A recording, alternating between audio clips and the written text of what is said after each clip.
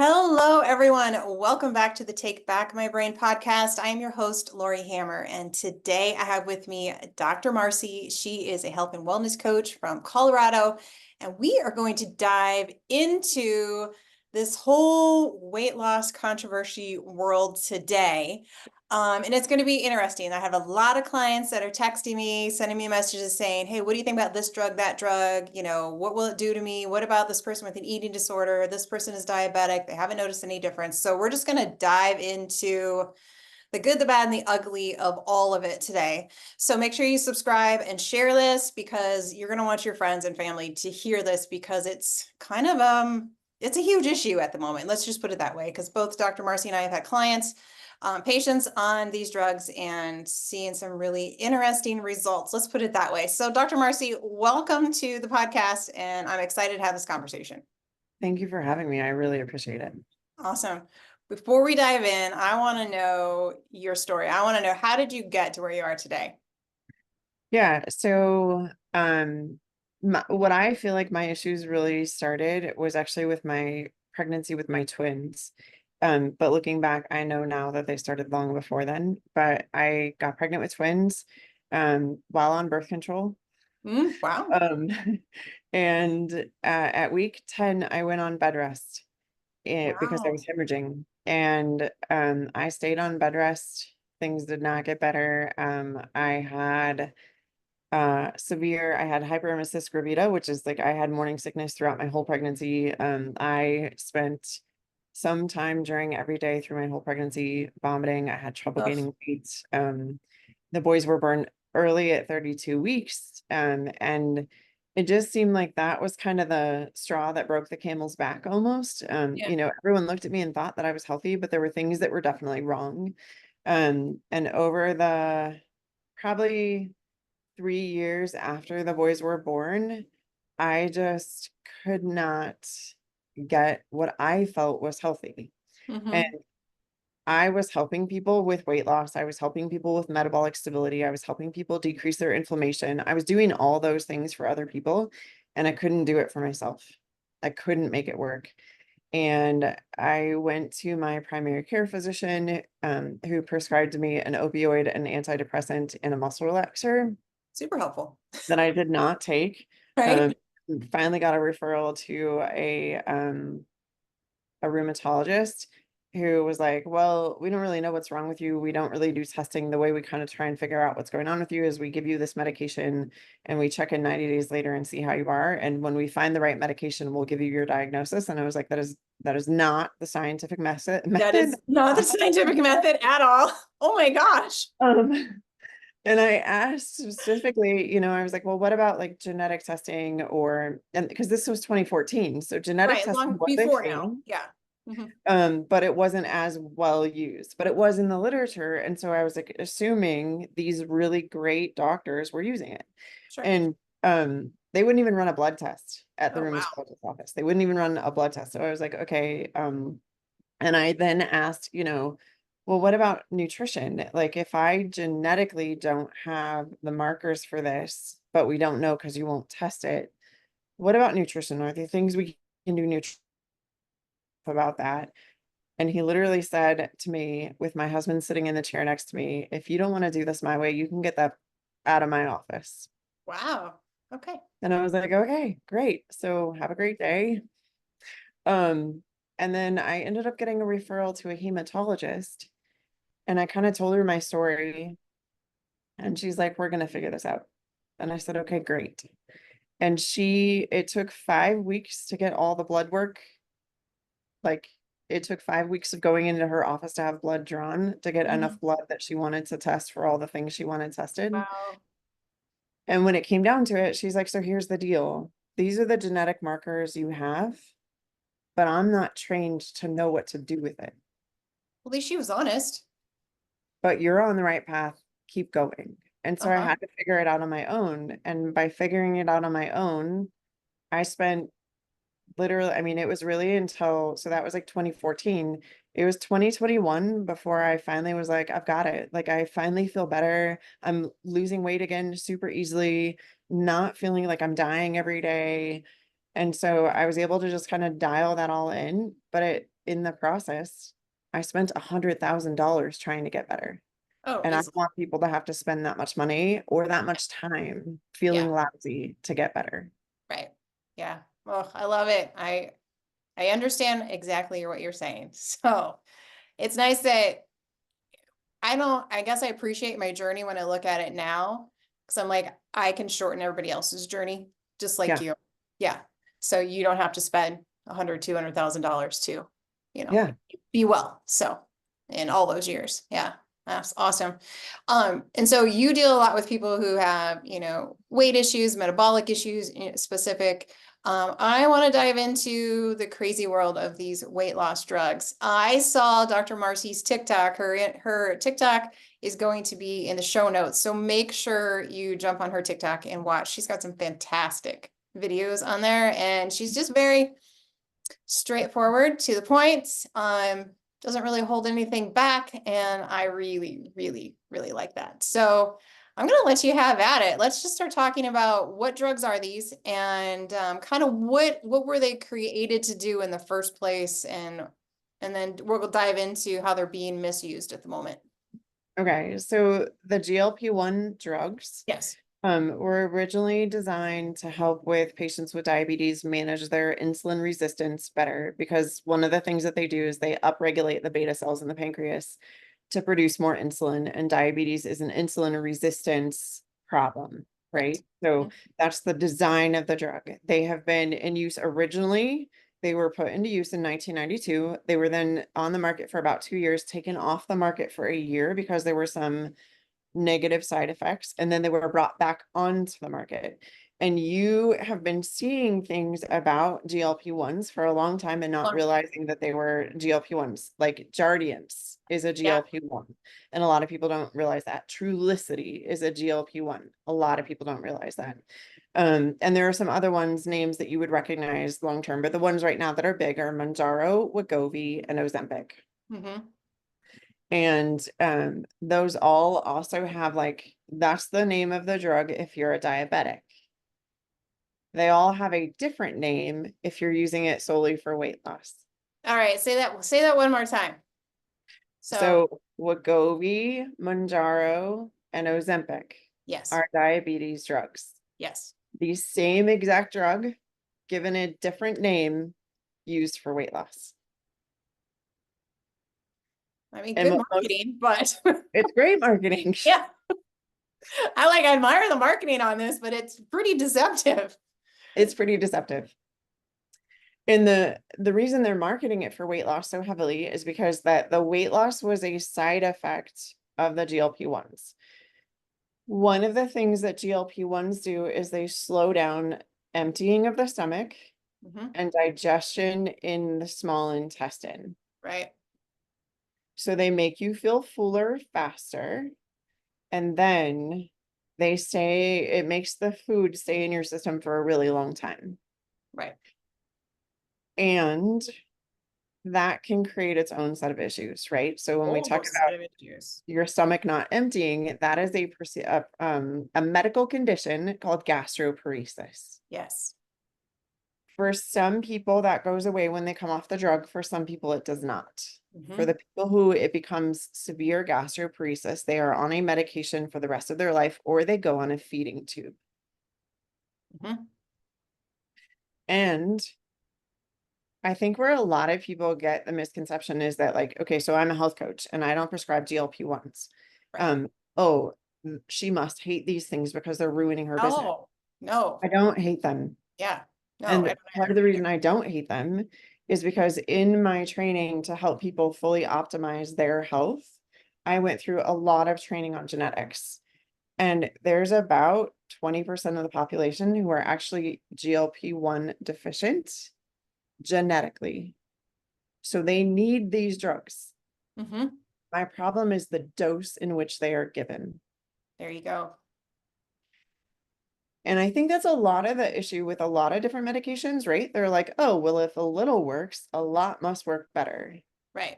And so where you might be able to use something like a little, those little, when I don't know what you're a nurse practitioner by background, right? No, I'm a nutritional therapist. A nutritional therapist. Okay. So I'm a physical therapist by background and training. There are times when you could take this little reflex hammer, right? And use it to get like a thumbtack in the wall. And Yes. that's all the support you need, right? Mhm. What they're doing with these dosage of these drugs is they're taking a sledgehammer to a cinder block wall. Right. And it's too much and it's overwhelming people. And that is part of also why we're seeing all the negative side effects. The gastroparesis is the number one. It's huge. Yeah. The nausea and vomiting, Mm-hmm. the not having a bowel movement for 10 days, Mm-hmm. pancreatitis, Mm-hmm. and then the thyroid cancers and the gallbladder dysfunction. Yeah. And all of those things also mean that you're not metabolically stable. Correct. So you're still taking a drug that has the potential to do amazing things in the right dose, Oats. but you're making it poisonous. And that's my problem with them. Right. Well, and there seems to be such a fear amongst people who are taking them that if I lower the dose, if I come off of it, if I were to do this micro dosing, then all my symptoms would come back. I would gain all my weight back. And, so there's a huge fear factor. And I don't think physicians understand all of that either, that the microdosing could be possible. Well, and And that's because most of them are going to a seminar that's put on by the maker of Manjaro, Wegovy, Ozempic, mm-hmm, peptide, semaglutide, all the names. And they're going to a seminar that's like a 2 hour long class, mm-hmm, and they're not being told all the benefits of a lower dose. mm-hmm. And those benefits are vast. I mean, those benefits are like one of the side effects in 2003 that they also noticed and published research on for GLP-1s at a much lower dose than what they're giving right now is its propensity to decrease chronic nerve pain, neuropathy. That's amazing. They could I cure didn't know that till I heard you talking about it. neuropathy. Uh-huh. 2003. We're 21 years after the fact, and they haven't. What are we doing? Right? Where are we with that? Like chronic pain in this country, pain medication management in this country got way out of control. It's still way out of control. We're still not managing people's pain. Oh, And these peptides could be hugely beneficial for that. They could be hugely beneficial for rheumatoid arthritis, lupus, Sjogren's, um, scleroderma, right. all of these conditions in the pain management side, not to mention that they could also help heal the tissues if we lowered the dose. When you say lower the dose, what dosing would that be? What's the range on that? So Like, I what's the had typical range now that people are using? so the typical range is somewhere between 0.25 and 0.5 that they get started at. Mm-hmm. And they go up to, I mean, someone on my TikTok commented yesterday that their dose right now is 2.0. Wow, that's a And big she's difference. having all the side effects, Sure. all the side effects. Yeah. And she is worried about coming down, but she talked to her doctor about titrating down and he yelled at her. And I was like, that's not appropriate. No. But I had the fortune of taking a class from Dr. Tina Moore, who talks about microdosing all kinds of different peptides, and this is Right. one of them. And she Mm-hmm. does a lot of education just on these drugs. Um, and she doses some of her patients as low as 0.01 Wow. And sees and results. gets results. There you Yeah. go. Mm-hmm. So she said the average that she starts someone at is 0.05, which is still 5 to 10 times lower than the dose than they're getting out of these pens that are sold on the market. Correct. And she's getting results. Yeah. And I would And say so, I have several clients on those high doses and they haven't lost any weight. yeah. None. They just have side effects. And then you look at the other things, right? Because I mean, we know, and I don't know if everybody knows this, but one of the things that happens is as the liver becomes over toxic, it starts to store toxins in the fat cells. 100%. And then it has to make a decision between, okay, if we overload on toxins, we die, Mm-hmm. or we can stay fat. So if you lose any more weight, we die because I Right, can't handle that toxic burden, or I can keep you safe and keep you right where you're at. right. And that's another thing that these doctors are going to this seminar, they're not being taught this. And it's one of those things that I tell people, like, if you're thinking about going on these drugs, especially at a higher dose, and you can't find somebody that'll microdose it in your community, let's do a liver detox. Yeah, yeah. Let's do a gallbladder flush, because even if, especially if you've ever had a gallbladder symptom already, And a um, lot of diabetics have, and they probably don't realize it. right. Yeah. Or if you've had that, like, my skin turns slightly yellow or my eyes turn slightly yellow, or that, Mm-hmm. like, if you're already having those symptoms, or you get headaches that wake you up from sleep, or you get migraines, we Mm-hmm. should do a liver gallbladder flush before you start. And Yes. then as soon as you hit your plateau, we need to do another one, because that's Yeah. your liver saying, okay, I've hit my limit. I Mm-hmm. need a lot of support right now, or we're staying right here. Yep. And again, that's part of the education piece that I feel like is missing, because a lot of these people are losing their gallbladder, which then Yeah. permanently damages their digestion. Exactly. And so then it slows down their digestion even more. Right. Yes. And so then then you're not absorbing your food. You really honestly have rotting food in your gut. And that Yes. messes up your microbiome. That gives you a higher propensity to other autoimmune conditions. I mean, like Yeah. this whole cascade, and then you can't detox. So Exactly. we're going to get really stuck and really sick.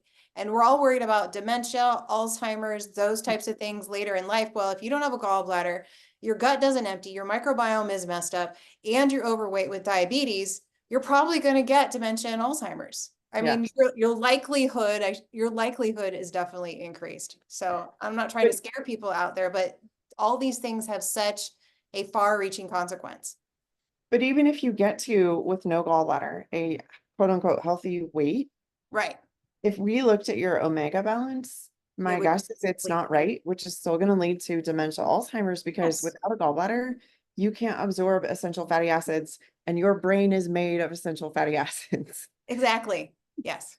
So you need the fats, you need cholesterol in your body in And order to nobody's be teaching healthy. people who lose their gallbladder that they need ox bile. They need Yeah, support to break down yeah, these fats. So we have all these people who are running around now. It's like an epidemic with no gallbladders. I mean, it was worse before, but now it's getting even yeah, crazy. Who can't break down squat. yeah. Yeah, And it's sad. I it feel is bad sad. for these people. Yeah, it makes me mad actually.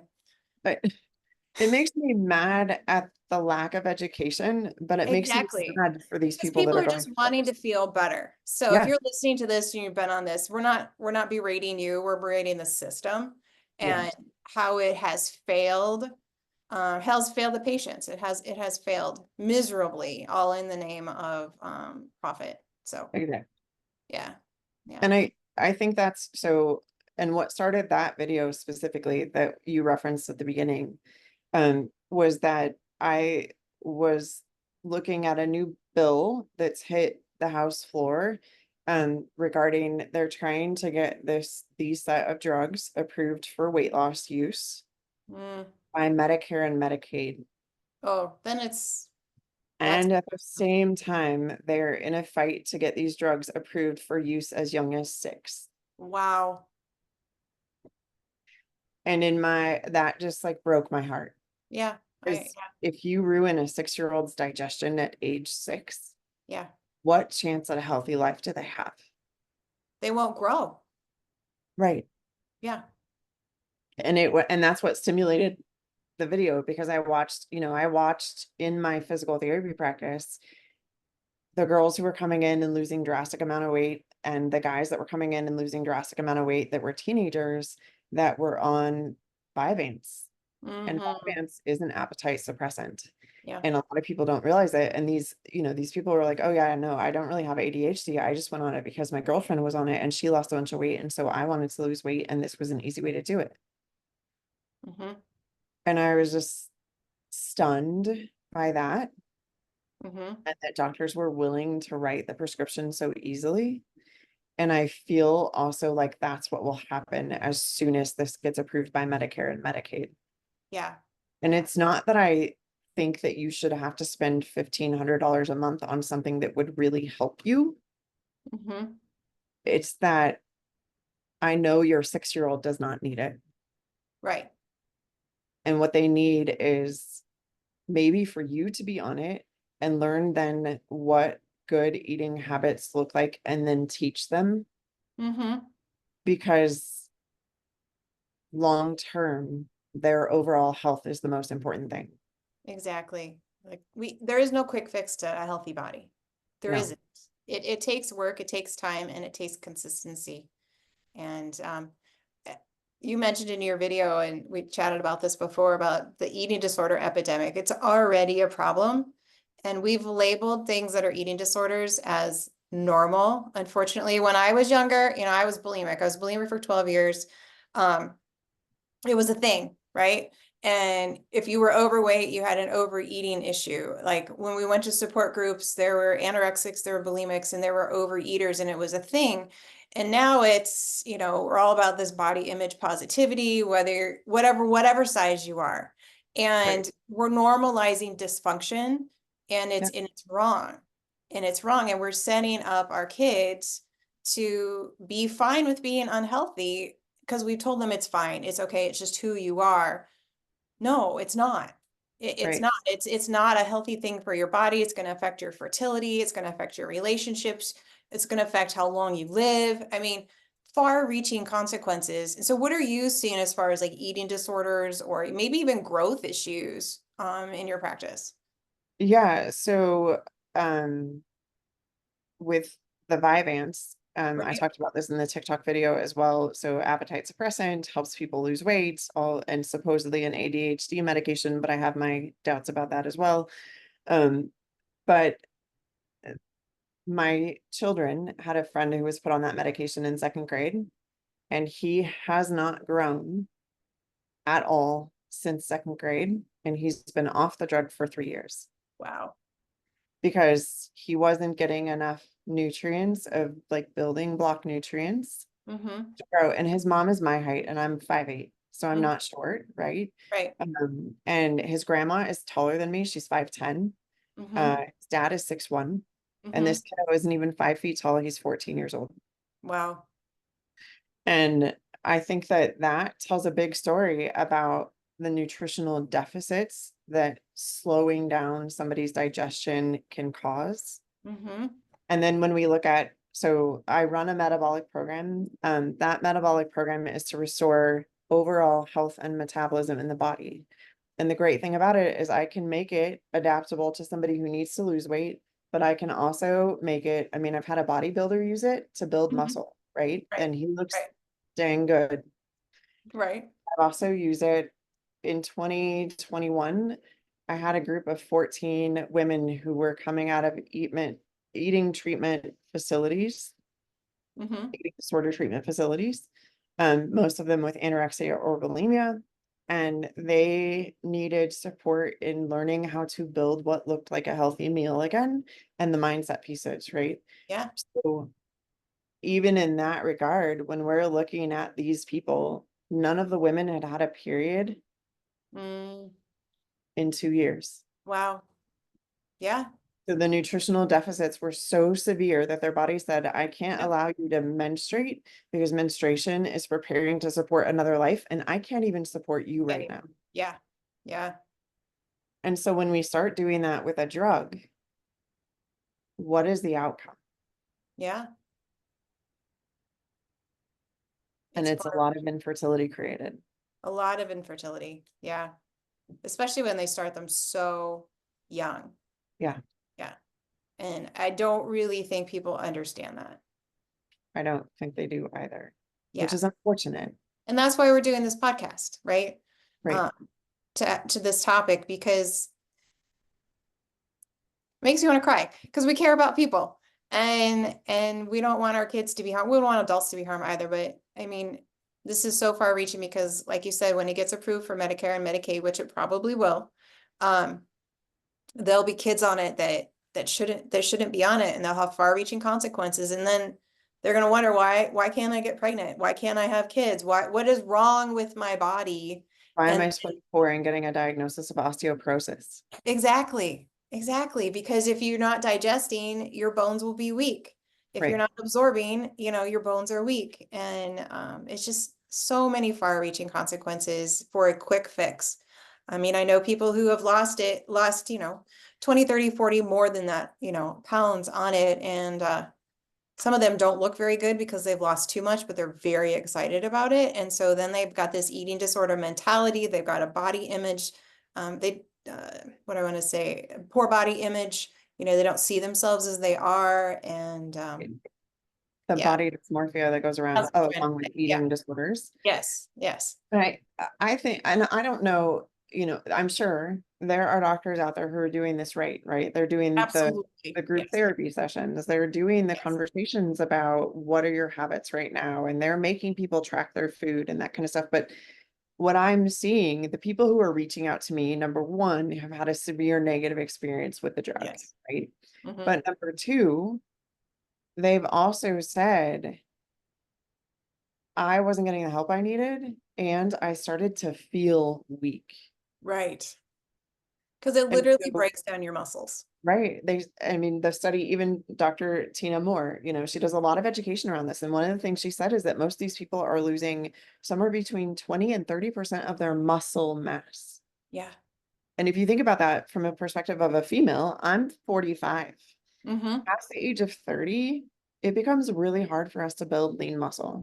Yes. We have to It work does. at it. And Yes. if you just lose 20 to 30% of it in 6 months, what what Are do you you going to do? get that back? Yeah, No. I was going to take a lot of work to get that back. there'd be a lot of work. I mean, that's like, Phew. I gotta spend 6 days a week in the gym for the next 5 years to get back what I lost in 6 months. That's not fair. No. And for the guys who are doing it, who are over the age of 50, Hmm. 6 times harder for you to build muscle mass after the age of 50 as a male than it was when you were 40. Exactly. And when you lose muscle mass, what else do you lose? Testosterone. And metabolic burning tissue. Exactly. Yes. And that's the part I think that people are missing too. They're like, I don't care, I'm losing the weight. And I'm like, well, you're losing the lean muscle mass too. And So then so you they don't really, have the tool. they're not, and that's where I feel like some of the clinics, especially the weight loss clinics that aren't doing it, they're just handing it to anybody. Hmm. They're not doing the education piece on, look, you need to focus on protein. We're going to switch you to liquid vitamins so that we know you can absorb them. You're going to have to hold those in your mouth for 90 seconds because your Yep. GI tract isn't working the way we want it to. We need you to document everything you're eating because we need to make sure you're getting enough calories in a day. If you're Exactly. not having a bowel movement, there are supplements we can use to support that. Let's definitely do that because that's an important piece of it. We need you to strength train at least 3 times a week. We need you to take a walk after every meal. There's a lot of clinics not doing those things, and it's very disappointing. Yeah. No, I agree with you on that. And that's why they come to see us. Right. But they should be getting that from whatever clinic they receive the drug from. Yes, Yeah. absolutely. Yeah. Mm. Any other thoughts on that? I mean, I think to the parts that people also don't understand the full extent of the drugs, a lot of people that develop diabetes, a lot of people that have a GLP-1 resistance or they're not creating enough GLP-1 on their own. Part of that is nutritional too. And I don't think that the physicians understand that, right? And what are the things that increase GLP-1s? Well, they're also the same things that help reduce leptin resistance. And leptin is the hormone that your body produces that actually shuts off your ability to take in more food. Mm-hmm. So if you become leptin resistant, the off switch for food never happens. Right. And GLP-1 resistance, leptin resistance, and diabetes all go hand in hand. They all come as birds of a feather. So you need to address them. Well, how do we address them? Unfortunately, our whole system is set up based on profit, right? And that starts with the food guide pyramid and the recommendations of the American Diabetes Association. And I know that people are going to come at me for saying that, and I don't care. That's fine. Because the truth is, the recommendation of eating 15 servings of breads and pasta a day. Are you joking? We It was should be like a heart eating attack right there at the bottom. um our carbohydrates, most of our carbohydrates should come from vegetables, Yes. some fruit sprinkled in, Yes. and then maybe 1 to 2 servings of a whole grain a week. That is not whole grain bread. No. That is like whole grain rice Mm-hmm. or steel cut oatmeal or wheat berries on your salad if you're not celiac, Yeah. things like that. It shouldn't come from breads, pastas, um, all of those kinds of things that people think of as whole grain because they aren't, that's They're not not. what the grain looks like in its natural environment. Yeah. It's not how it should be entering your body. 100%. But all of those are also the foods that decrease leptin resistance, improve GLP-1 production, Mm-hmm. and also make you feel full faster. So I think that piece of it is missing too. Yes. And then also the recommended daily allowance for protein is 60 grams.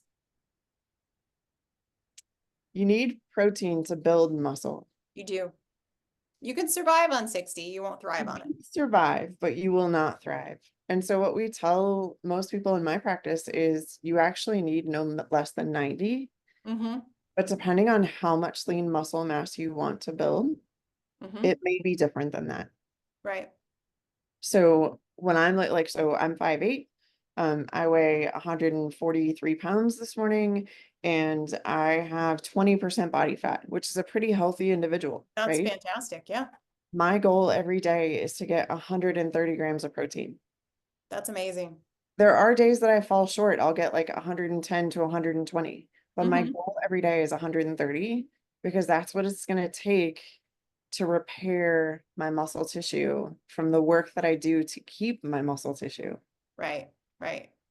So Marcy, So there's going to be people saying, how on earth do I get 130 grams of protein in? you have to focus on it. You do? Yeah. Yeah, and I mean, it's not, so this morning, and this is another very unfavorable thing. Your fasting should not happen in the morning. It should happen in the evening. Um, I feel better that way. well, I think most people, if they actually tried it, would. And part of it is because when we think about the cortisol cycle throughout the day, your cortisol should spike about 2 hours after you wake up and Yeah. slowly decrease throughout the day, right? Mhm. Well, if the first thing you feed your body is caffeine with no food in it, you actually spike your cortisol about 10 minutes after that, and then you tank your cortisol. Right. If you started with 30 grams of protein that takes your body longer to digest, the insulin response is slower, which means that your hormones stay more balanced throughout the day. Right. So every breakfast for me is somewhere between 35 and 45 grams of protein. So what are you And having for breakfast? What's it look like? so today I had 4 hard-boiled eggs. People will be like, what? 4 hard-boiled eggs. Four Hmm. hard-boiled I eggs. love eggs. They're the perfect food. So nobody comment like eggs are bad.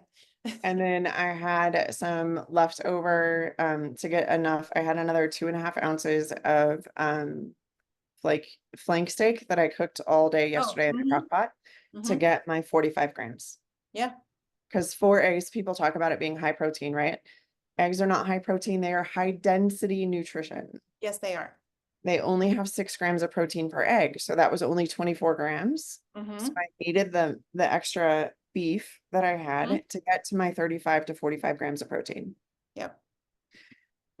So that is my start of my day. For lunch today, I'm having a 7-ounce salmon fillet.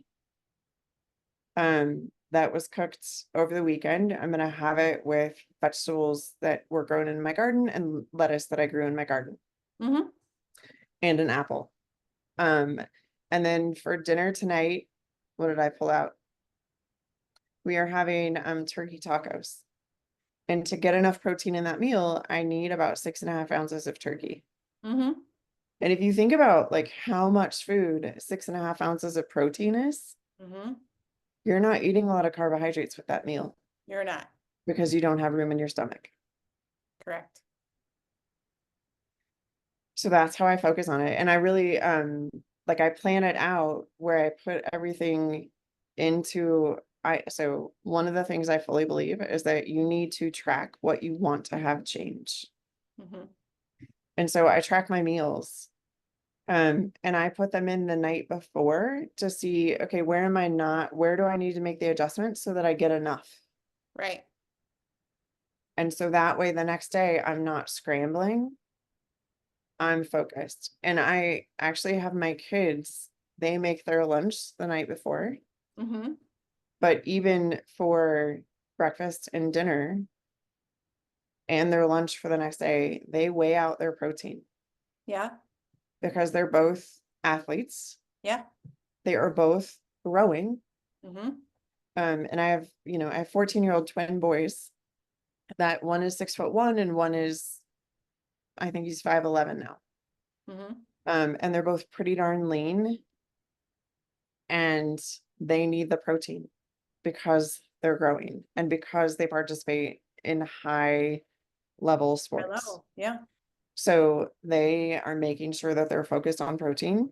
Mm-hmm. They get a vegetable and they get a fruit with every meal. Mm-hmm. And that's not to say that my kids don't have snacks like other kids. That's not to say that I'm restricting their eating. I mean, well, they did make ice cream last night that was bananas and almond milk because we have a Right. dairy allergy in our house, so we Yeah. don't eat a ton of dairy. But so they made ice cream and they made it with, it was 3 bananas, 2 dates, a handful of chocolate chips, Yeah. and the almond milk. Yeah. And that was their, oh yeah, and they put a scoop of chocolate banana protein powder in it because they're like, I don't think it's enough protein. And they threw the scoop in. I was like, okay, Okay, it's fine. whatever. Yeah. So, but they're aware of it, and even when Yeah. they were talking about like, what could we have for dessert that would be like good, but also good for us, because they're starting to think about that kind of stuff that helps Yeah. drive them forward in their athletics too. Absolutely. Mm-hmm. And I think it's like, I've been teaching them this since they were 4, Itty 5, bitty. 6. Yeah. Mm-hmm. And so now it's just habit for them to think in that way. Mm-hmm. And again, we went on vacation a couple of weeks ago and we bought junk food. Like well, we didn't buy junk food in this way, but like I made chocolate banana bread and I made chocolate chip cookies. Uh-huh. Yeah. Those went with us. And I bought a bag of that. The corn that's like the caramel corn and the cheddar corn mixed together. Oh, yeah. Mm-hmm. They're still eating on that bag. Mm-hmm. We were gone for a week. So that tells you how much of it they were eating every day, right? Sure. So Right. they understand what a serving size looks like because I've been teaching it to them. Right. And so they know how to fuel their body in a way that's appropriate. Mm-hmm. And And I that's think that's that, what we need to learn to do is to feel the yeah, body in a way that's appropriate. Yeah. yeah. Yeah. And I as feel you age as women, you brought up fasting and stuff. We shouldn't be fasting, all the time, every single day anyway. I mean, right. we do better as women. They've found in the studies where if you have a concentrated 3 to 5 day fast a few times a year, not saying that you can't have an intermittent fasting day or whatever, but in general, we're going to need more protein to maintain our muscle mass. And it's Hmm. hard. It's hard to get in enough protein in a day unless you're very focused. Right. And because we will get depleted very quickly as our hormones change as we age. And I don't want to lose bone density. I don't want to lose muscle mass. I'm 51 and I'm like, what is going on with my arm? But Yeah. it's just, do I want to work that hard to build it back up? I don't know. I'll increase my protein and we'll see what happens. So Well, and it's amazing how much just changing your amount of protein helps yeah, because I think people don't really realize like, oh, maybe I'm not getting enough of what I need to build muscle, yeah, exactly. maintain the muscle. Mhm. Because then working that hard doesn't, it doesn't take that much to Take that maintain what much. you have, Yeah, but it takes a lot to rebuild it. yeah. So, but I think the other thing that people miss about fasting too, and even for my guys, our world now has a lot of distractions and a lot of stressors. And Hmm. again, that cortisol issue is an adrenal issue. And Yeah, if those adrenals are off, you should not be fasting. right, right. And all the research that because it's too stressful on the body and you're already under a huge amount of stress. And that can actually fasting while your adrenals are fatigued or stressed out can actually lead to insulin resistance. And so when we're talking about, well, I'm putting on this weight around the middle around my hip bones, even Mhm. for our guys, right? That beer Right. belly, Yeah, I need you to stop fasting. I need you to eat 3 meals a day. Mm-hmm. And I need them, your fasting window can be 12 hours. That's great because leptin and ghrelin are supposed to work on a 12-hour window. Yep. Fantastic. You could even maybe extend that to 14, and I'd be Mhm. okay with that. Do Yep. not fast for 16, 20, 24 hours, 36 hours, 72 hours. It's going to blow those hormones completely out of whack and make it harder for you to meet the goals that you want to meet. Right. Yeah. That's awesome.